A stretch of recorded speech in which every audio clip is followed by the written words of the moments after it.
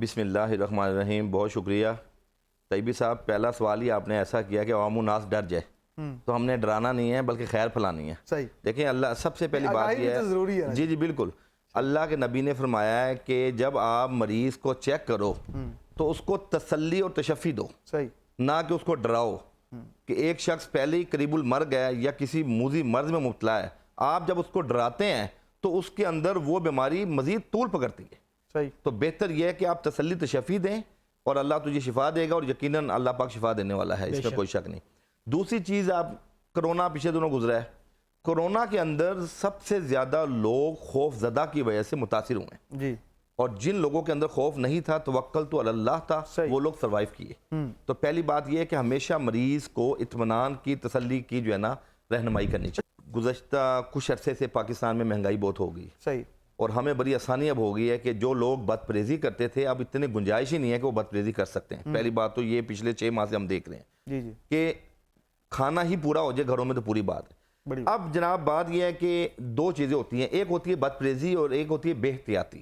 بد پریزی یہ ہے کہ بھوک کی حالت میں اگر آپ بد پریزی کر بھی لیتے ہیں تو طب میں وہ جائز ہے کہ آپ نے فرض کریں روزہ رکھا ہے اور آپ کہیں افطار پہ گئے ہیں اور وہاں پہ آپ کو مختلف چیزیں مل رہی ہیں تو وہ آپ کھائیں گے اور اعتدال کے دائرے میں کھائیں گے. وہ اعتدال کا دائرہ جس کے بارے میں حدیث میں حکم ہے کہ اپنے پیٹ کو 3 حصوں سے آپ نے بھرنا ہے. ایک حصہ خوراک کا, دوسرا حصہ جو ہے ہوا کا یعنی اس کی جو وینٹیلیشن کا سسٹم, اور تیسرا حصہ پانی کا. یعنی یہ 3 حصوں کے جو ہے نا ترتیب بنائی گئی ہے. تو اگر آپ اس ترتیب سے چلتے ہیں تو آپ کا معدہ خراب نہیں ہوگا. دوسری چیز, سنت کے عین مطابق کھانا کھایا جائے. ہمارے ہاں کھانا کھانے کا انداز, چونکہ دیکھیں ہم لوگ جو ہے نا حفظان صحت کے اصولوں سے جو ہے نا مبرہ ہو کے بات کر رہا ہوں میں, یہ کہ ہم لوگ دور ہو چکے ہیں, انحراف کر چکے ہیں. صحیح. سنت کے مطابق کھانا کھانا کیا کہ 3 انگلیوں سے سنت کے مطابق کھانا کھانا ہے. نمبر 1, بیٹھنے کا جو انداز ہے وہ مسنون ہونا چاہیے. صحیح. ٹیبل پہ کچھ لوگ کھانا کھا رہے ہیں, کچھ لوگ کھانا کھاتے ہیں ایک ٹانگ نیچے ہوتی ہے, صوفے پہ ایک ٹانگ اوپر ہوتی ہے. اپینڈیسائٹس کا خطرہ ہے. یہ جو اچانک لوگوں کو پین ہوتی ہے لوئر ایبڈومن میں اور اپینڈکس ہوتا ہے, اس کی وجہ یہ ہے کہ جب ہم سنت کے مطابق کھانا کھاتے ہیں تو اپینڈکس اس بندے کو کبھی نہیں ہوگا جو سنت کے مطابق کھانا کھائے.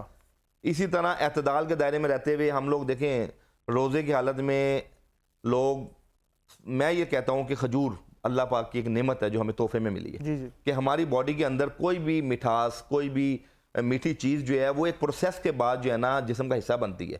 لیکن کھجور کے اندر اللہ رب العزت نے گلوکوجن ڈائریکٹ پیدا کیا ہے جو آپ کی باڈی کا حصہ بنتی ہے, جزء بدن بنتی ہے, اور فوری طور پہ آپ کی جسم کے اندر جو انرجی ویسٹ ہوتی ہے اس کو توانائی مہیا کرتی ہے. اسی طرح شہد ہے, اللہ نے 2 چیزیں اللہ پاک نے فرمایا جو شفا کا مظہر ہے, ایک قرآن اور ایک شہد, یہ اللہ پاک نے فرمایا. اس کی وجہ یہ کہ قرآن جب ہم پڑھتے ہیں, میں نے اکثر لوگوں کو یہ بتایا کہ ہم بیسیکلی انسان مرکب ہے جسم اور روح کا. ہمارا ایک سیگمنٹ نہیں ہے کہ ہم اکثر بیماریاں روحانی ہوتی ہیں جو جسمانی شکل میں ظاہر ہوتی ہیں. جب ہم قرآن پڑھتے ہیں تو اس سے ہماری روح کو سکون ملتا ہے, اور اسی طرح جب ہم شہد کھاتے ہیں تو ہمارے جسم کو سکون ملتا ہے